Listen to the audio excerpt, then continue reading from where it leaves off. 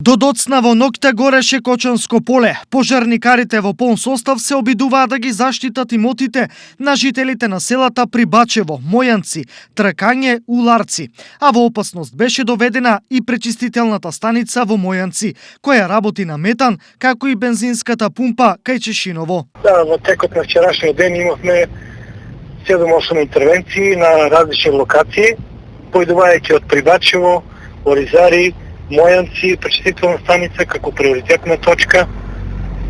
Облише во Чешиново, Уларци имавме една ризична ситуација, каде што имаше во минување беше цистерна полна со гориво, моравме да обезбедиме. Работевме на терен, локализирани се сите пожари. Нема настаната штета, не е дозволено, освен тоа што е од премиштата. Значи, цела единица беше мобилизирано, 16 пожарникари.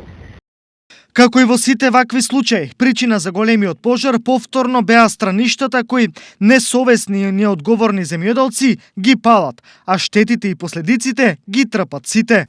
Земјоделски инспектор синоќа излезе на терен и констатираше дека се запалени ниви на неколку сопственици. По имотните листови е утврдено за кои парцели и сопственици се работи.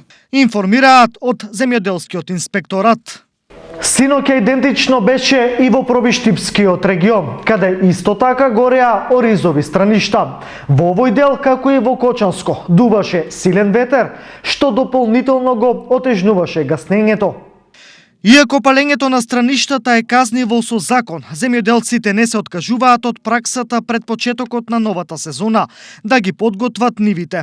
Општина Кочани почна со изнесувањето на остатоците по жетвата како превенција од палењето, но и натаму оваа пракса не се напушта.